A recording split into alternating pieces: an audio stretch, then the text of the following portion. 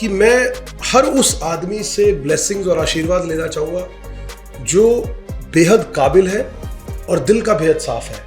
और अब मैं जब मंदिर में बैठता हूँ, मेरे घर में मंदिर में मैं पूजा करता हूँ, तो मैं साक्षात उस माँ के स्वरूप के सामने अपने दिल की बातें करता हूँ। मतलब मैं कोई किसी भी तरह का मैं कोई कथा नहीं पढ़ता, कोई पुस्तक नहीं पढ़ता, कोई मंत्रोच्चारण नहीं करता घर पे।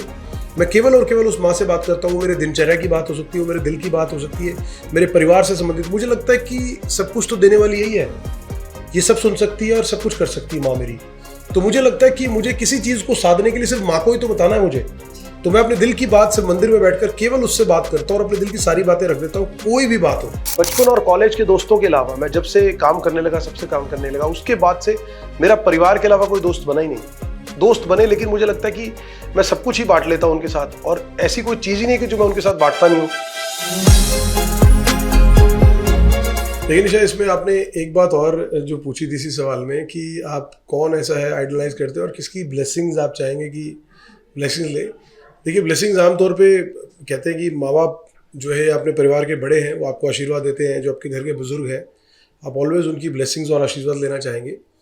और इसके अलावा मतलब मुझे लगता है कि आमतौर पर अगर आप देखें कि जो भी आदमी जिसने जीवन के अंदर बहुत कुछ काम किया है, बहुत कुछ अचीव किया है, या जिसके लिए आपके मन में रिस्पेक्ट है और बहुत इज्जत है, आप हमेशा उस आदमी की ब्लेसिंग्स लेना चाहेंगे आप उसे। और ये आमतौर पे हम अपने आसपास के सिनेरियो में भी देखें तो हम सिर्फ उन्हीं लोगों के आसपास जो हमारे घर में रिलेटिव्स आ रहे हैं, बड़े बुजुर्ग हैं, और उनसे लेना चाहेंगे। बट मेरा इसमें एक व्यू पॉइंट और है जो मैं पर्सनली बहुत फॉलो करता हूँ। जिस बात को मुझे ऐसा लगता है कि मैं हर उस आदमी से ब्लेसिंग्स और आशीर्वाद लेना चाहूँगा जो बेहद काबिल है और दिल का बेहद साफ है। ये मेरा पर्सनली मानना है कि जो आदमी किसी भी चीज़ की काबिलियत रखता है और साथ ही साथ वो बाय हार्ट प्योर है, फिर उसकी उम्र मायने नहीं रखती, फिर उसका तजुर्बा मायने नहीं रखता। मेरा मानना है कि वो ईश्वर द्वारा ब्लेस किया गया गॉड का स्पेशल चाइल्ड है, जिसको भगवान ने किसी न किसी विशेष काबिलियत से नवाजा है। वो किसी भी फील्ड की काबिलियत हो सकती है, वो बोलने की कला हो सकती है, वो एक कवि अच्छा हो सकता है, वो एक डॉक्टर अच्छा हो सकता है, और साथ ही साथ अगर वो पर्सन बाय हार्ट प्योर है, तो मुझे लगता है इससे बढ़िया कॉम्बिनेशन, इससे ज़्यादा किसी भी चीज़ से ईश्वर किसी को नवाज नहीं सकता। और मैं हमेशा कोशिश करता हूँ, मैं बहुत बार ऐसा हुआ है कि शायद सामने वाले एम्बैरस हो जाते हैं, मुझे कोई 18-20 साल का कोई बच्चा भी मिलता है कॉलेज गोइंग, और मुझे लगता है कि ही सुपर टैलेंटेड, ही सुपर उसमें काबिलियत है, और वो बहुत आई फील लाइक मैं अपने असेसमेंट से मुझे लगता है कि बहुत ही प्योर हार्टेड पर्सन है ये बच्चा। तो मैं उसके पैर छूकर ब्लेसिंग जरूर लगता हूँ, क्योंकि मुझे लगता है कि ईश्वर ने उसको ऐसी खास चीज़ दी है ना, तो उस हर इंसान की ब्लेसिंग लेनी चाहिए जिस आदमी को ईश्वर ने स्पेशली बनाया। और उसके अंदर ये पर्सनली मुझे लगता है कि ये दो चीज़ों का कॉम्बिनेशन है। तो उस हर आदमी से ब्लेसिंग्स लीजिए, वो भले 70 साल का हो या एक 10 साल का बच्चा भी हो। तो आप देखेंगे कि आपको महसूस होने लगेगा कि आपको सीधा रूप से ईश्वर से आशीर्वाद मिल रहा है। ऐसा मेरा मानना। बिल्कुल, टैलेंट की कदर, और उसके लिए आप उम्र नहीं देखते, चाहे 10 साल। Absolutely not. मैं सच बता रहा हूँ, और बड़ी ह्यूमिलिटी के साथ बता रहा हूँ, बहुत विनम्रता के साथ ये कह रहा हूँ। मेरे जितने लोग जानने वाले हैं, मुझे लगता है आप बहुत से लोगों से आप पूछेंगे तो आप सुन के हैरान होंगे कि वो कहेंगे यार कि हम दीपक जी से मिले हैं, तो हम निकलने लगे तो दीपक जी ने हमारे पैर छुए और हमसे आशीर्वाद लिया। और वो थोड़ा सा इस बात से हो जाता है कि अरे सर आप ऐसा क्यों कर रहे हैं, सर आप हमारे से 20 साल बड़े हैं टाइप से। तो लेकिन मुझे ऐसा लगता है कि नहीं, मैं ये मौका अपने हाथ से जाने नहीं देना चाहता कि उन सब लोगों से आशीर्वाद और ब्लेसिंग्स लेना। क्योंकि ब्लेसिंग्स और आशीर्वाद इसलिए ले जाता है कि आदमी, देखिए आप अगर देखिए हमारे घर में कोई 80 साल के या 90 साल के बुजुर्ग आते हैं, तो ब्लेसिंग्स इसलिए लेते हैं कि वो अपनी उम्र का आशीष देंगे, वो अपने कर्मों का आशीर्वाद देंगे, अपने संस्कारों का आशीर्वाद देंगे। तो आशीर्वाद इसलिए लिया जाता है। ये वो लोग हैं जिनको ईश्वर ने ये विशेष चीज़ें दी हैं। तो आप समझिए कि वो ईश्वर द्वारा चाहे गए और उनके प्यारे बच्चे हैं। तो कोई ऐसा मौका मत मिस कीजिए कि अगर ऐसा कोई आदमी आपको मिले, उसके पैर छूइए और बेहद विनम्रता के साथ उसका आशीर्वाद लीजिए। और देखिए, आपको ऐसा लगेगा कि आपकी ज़िंदगी में इतना आशीर्वाद, इतनी ब्लेसिंग्स आपको मिलने लगेंगी कि आप समेट भी नहीं पाएंगे, और आपको लगेगा कि अथाह आशीर्वाद का समुद्र आपके जीवन में आ गया है। बहुत ही उम्दा थॉट आपने यहाँ पर जो तमाम लोग हैं उनसे आपने शेयर किया, क्योंकि हमने देखा है अक्सर कि लोग बड़ों का आशीर्वाद लेते हैं, छोटों की तरफ नहीं बढ़ते। लेकिन ये एक चीज़ है कि अगर ऊपर वाले ने उसे उस चीज़ से नवाजा, आप आशीर्वाद लीजिए, वो आप में भी ट्रांसफर होगा। आशीर्वाद का मतलब तो यही है। अच्छा दीपक जी, क्या आप एस्ट्रोलॉजी में बिलीव करते हैं? आजकल हम देखते हैं गुरु माँ देखते हैं, गुरु जी देखते हैं, ये आचार्य जी, वो आचार्य जी, डिजिटल पर भी, टीवी पर भी। Do you believe in astrology?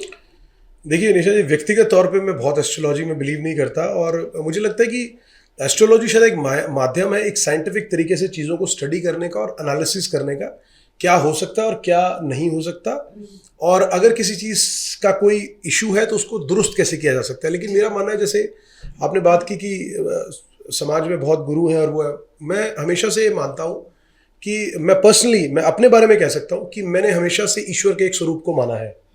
मैं व्यक्तिगत तौर से, और ये मेरे परिवार के भाव से, मैं उस भाव को, उस स्वरूप को मानता हूँ।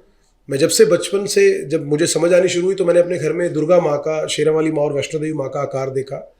तो मैंने ईश्वर के स्वरूप को उस माँ के आकार में हमेशा देखा, अपने माँ बाप के अलावा, अपने माँ बाप को ईश्वर के बराबर मानते हुए उस जगत जननी माँ दुर्गा माँ और वैष्णो देवी माँ के स्वरूप में मैंने ईश्वर के स्वरूप को जाना।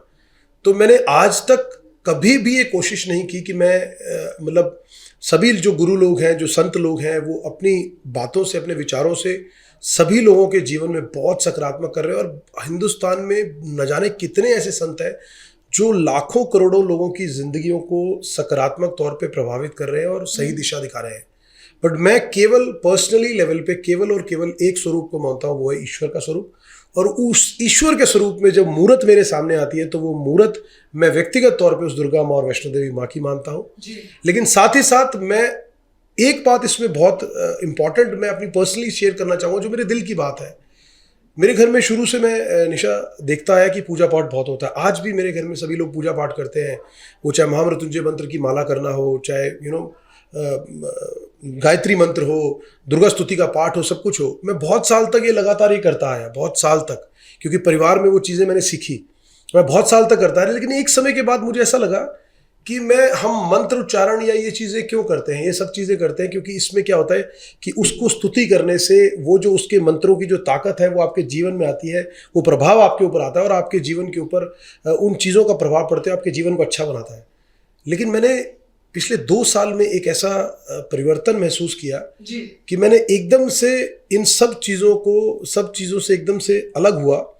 और अब मैं जब मंदिर में बैठता हूँ, मेरे घर में मंदिर में मैं पूजा करता हूँ, तो मैं साक्षात उस माँ के स्वरूप के सामने अपने दिल की बातें करता हूँ। मतलब मैं कोई किसी भी तरह का, मैं कोई कथा नहीं पढ़ता, कोई पुस्तक नहीं पढ़ता, कोई मंत्रोच्चारण नहीं करता घर पे। मैं केवल और केवल उस माँ से बात करता हूँ। वो मेरे दिनचर्या की बात हो सकती है, वो मेरे दिल की बात हो सकती है, मेरे परिवार से संबंधित। मुझे लगता है कि सब कुछ तो देने वाली यही है, ये सब सुन सकती है और सब कुछ कर सकती है माँ मेरी। तो मुझे लगता है कि मुझे किसी चीज़ को साधने के लिए सिर्फ माँ को ही तो बताना है मुझे। तो मैं अपने दिल की बात से मंदिर में बैठकर केवल उससे बात करता हूँ और अपने दिल की सारी बातें रख देता हूँ। कोई भी बात हो, मैं 5 मिनट बैठूँ चाहे 50 मिनट बैठूँ, लेकिन मैं सिर्फ वो बातें शेयर करता हूँ, वो बातें माँ के सामने। और मुझे लगता है कि मैंने माँ को बता दिया, अब उसने मेरा हाथ थाम रखा है, अब मुझे चिंता की जरूरत नहीं। और मैं इस फर्म बिलीव के साथ, मैं फिर से कहूँगा, और बहुत ही मोडेलिटी के साथ, बहुत ही विनम्रता के साथ कहूँगा, मुझे बहुत इस बात में बिलीव होता है कि उस दुर्गा माँ ने, उस ईश्वर के स्वरूप ने मेरा हाथ थाम रखा है। तो वो मुझे हमेशा ये बात बोलती कि बेटा तू चिंता मत कर, अगर कुछ भी आएगा ना तो मैंने तेरा हाथ पकड़ रखा है, तो तेरे को थाम रखा है मैंने, तू चिंता मत कर, कोई भी चीज़ आएगी तो तुझे पकड़ रखा है। तो ये जो भाव है मुझे इतनी ताकत और इतनी इंस्पिरेशन देता है। तो मुझे किसी एस्ट्रोलॉजर, किसी भी चीज़, कुंडली, उसमें मेरा भाव जाने ही नहीं देता, क्योंकि मुझे ऐसा लगता है कि उस माँ ने तो मेरा हाथ पकड़ा ही हुआ है, फिर क्या जरूरत है। तो मुझे लगता है कि उससे ज़्यादा फिर मुझे कहीं मेरा दिमाग जाता नहीं है। अच्छा, इतनी अच्छी आपने बातें की। इसके बाद मैं आपसे पूछने वाली बहुत ही ड्रास्टिकली डिफरेंट क्वेश्चन जी जी क्योंकि हमारी कोशिश है दिल की बात निकलवाने की। एब्सोल्युटली, जी जी जी। प्यार, इश्क, मोहब्बत के बारे में क्या है ख्याल, और क्या है कोई मलाल? नहीं, मलाल बिल्कुल भी नहीं है निशा जी। और आपको बिल्कुल, आपने जो सवाल पूछा, मैं आपका सवाल का क्लेवर समझ रहा हूँ कि आपका क्लेवर क्या है।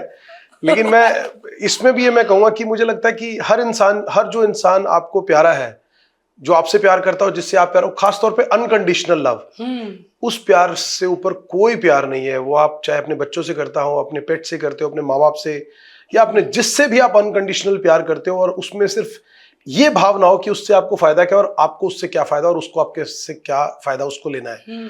Whichever love, whichever bond, it's is unconditional, that is the finest level of love and warmth. तो मुझे लगता है कि वो मैं अपने परिवार के साथ, मैं आज मतलब एक बात, आज आप चाय के साथ दिल की बात में आपने पूछी, तो मैं बिल्कुल इसको बड़े ऑनेस्टली इस बात को एडमिट करना चाहूँगा। मुझे लोगों के 10, 20, 25 दोस्त होते हैं कि उनके साथ जाना है। बचपन और कॉलेज के दोस्तों के अलावा मैं जब से काम करने लगा, सबसे काम करने लगा, उसके बाद से मेरा परिवार के अलावा कोई दोस्त बना ही नहीं।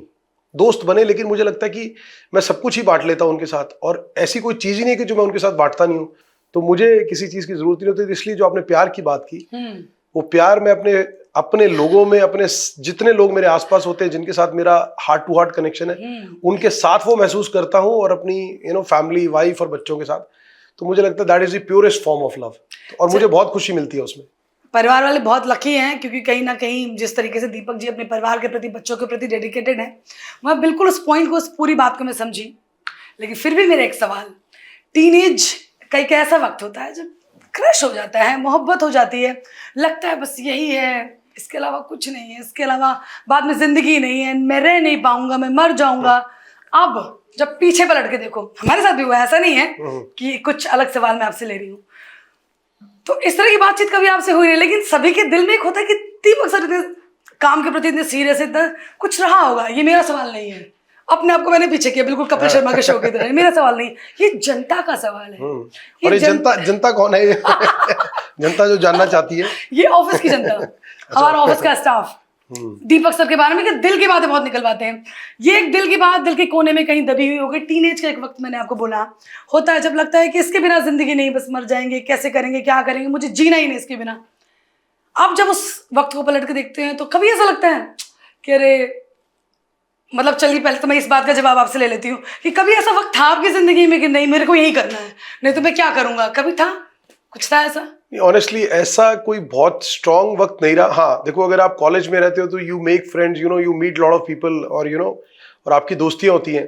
But I always wanted, and to be very honest, मैं हमेशा से I was very much clear with my family and parents that I wanted to go with as per the wish of my parents, and this was my, from day one I was very much clear कि whatever I'll do, because families, setting up your family and marriage, that is a very very important decision। और माँ बाप के लिए मुझे लगता है कि दो ही पल जिंदगी में उनके सबसे खुशी के पल होते हैं। एक जब माँ बाप के लिए उनके बच्चे का जन्म होता है, और दूसरा जब उसकी शादी होती है।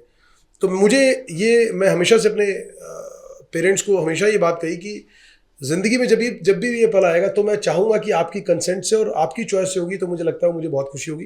बट हाँ, टीन एज में दोस्त बहुत बनते हैं, और तब आपको लगता भी ऐसा लगता भी है कि आपकी लाइफ में बड़ी पॉसिबिलिटीज हो सकती है। बट स्टिल फिर भी मुझे लगता है कि मैं एक बड़ी अच्छी अभी तक की लाइफ रही है भगवान की ब्लेसिंग से, और जितने दोस्त रहे, जो भी मतलब आप जो चीज़ रहे, वैसा तो कुछ नहीं रहा, लेकिन हाँ ये है कि भाई जो अफेक्शंस रही वो कॉलेज तक और दोस्ती तक रही। तो बट उसके बाद अगर ऐसा कुछ होता तो मुझे लगता है शायद I would have gone with that person only. तो मुझे लगता है इसीलिए पेरेंट्स और फैमिली की विश से हुआ, क्योंकि वो था ही नहीं, तो इसीलिए उस वजह से। तो मतलब ऐसा है कि जिंदगी में कोई मलाल नहीं, जब भी पीछे मुड़कर देखा तो आज जिस स्थिति में है, ऐसा लगता है कि जो है ये बेस्ट है। कभी कभी ऐसा होता है ना कि जिंदगी में जब पीछे पलट के देखते हैं तो लगता है उस दौरान का फैसला गलत होगा, लेकिन आज जब हम देखें तो भगवान ने जो किया बेहतर किया, सब कुछ बेहद खुश।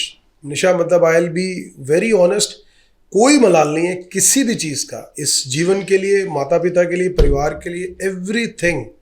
मुझे लगता है ऐसी कोई चीज़ नहीं है जिससे ईश्वर ने नहीं नवाजा, और जितना शुक्र करें उतना कम है। कि मैं तो पहले भी बोल चुका हूँ कि मतलब मैं फिर बड़ी मॉडेस्टी के साथ बोलूँगा कि मुझे मेरी औकात से बहुत ज़्यादा मुझे ईश्वर ने दिया है, तो जितना शुक्र कर सकूँ। And I am very very happy for everything. God has been very kind to me and to my family, और मुझे लगता है कि बस उसका आशीर्वाद ऐसे ही बना रहे, और इज्जत भरी लाइफ, इज्जत के खाना, इज्जत की रोटी खाते हुए परिवार के साथ खुशी से ऐसे ही बीते। That's what I want.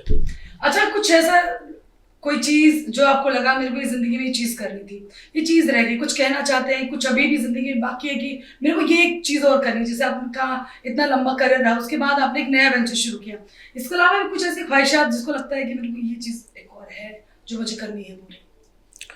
देखो ऐसा स्पेसिफिक नहीं है। देखो काम को लेकर आपके बहुत गोल होते हैं कि काम को आपको, जैसे अभी स्टार्टेड माय ओन वेंचर, तो ऑब्वियसली उसको लेकर एस्पिरेशंस है कि अपना काम कामयाब होना चाहिए, वेंचर कामयाब होना चाहिए और सक्सेसफुल होना चाहिए अच्छे लेवल पर। बट एक चीज़ जो मेरे दिल के कोने में है, एक चीज़ जो मेरे दिल के कोने में, मुझे पर्सनली ऐसा लगता है कि मुझे लगता है कि क्या होता है कि जब आप जिंदगी में काम करने लगते हो परिवार में, तो इस उधेड़-बुन में ना कहीं आपका जो बचपन है, आपकी जो मासूमियत है, आपकी जो ऑनेस्टी है, जो सादगी है, वो कहीं ना कहीं आपकी जो है ना खो जाती है या कम हो जाती है। आज अगर मैं अपने दिल की बात करूं तो मैं आज जहां मैं पला बड़ा हूं, सिरसा हरियाणा में जहां मैं पला बड़ा हूं, बचपन गुजरा मेरा उन गलियों में, मैं आज मेरे दिल में बार बार ये आता है कि मैं अपने वो स्कूल के बच्चों के साथ वो स्कूल के दिन जी सकूं, उन गलियों में जाके वही दोस्तों के साथ मैं कंचे खेल सकूं, गिल्ली डंडा खेल सकूं, उनके साथ फ्री माइंड से, कि मुझे पता है मुझे शाम को सिर्फ घर जाना और मुझे कोई टेंशन नहीं, ना काम की ना घर की। और इसके अलावा बड़ी बार मन करता है कि मैं परिवार के साथ कहीं जाऊं तो अपना फ़ोन बंद कर दूं और मुझे किसी को जवाब देना हो, ना मुझे कोई जवाब पूछने के लिए पूछे। लेकिन आप सामाजिक जीवन में और पारिवारिक जिम्मेवारियों में बनने के बाद आप तो मुझे लगता है कि आज सच मायनों में ऐसा लगता है कि जैसे एक फ्री बर्ड होता है, एक स्वच्छंद पंछी होता है कि भी आपका मन करता है आप उठे और अभी आप 500 किलोमीटर की ड्राइव पे निकल गए, and you are not answerable to anybody.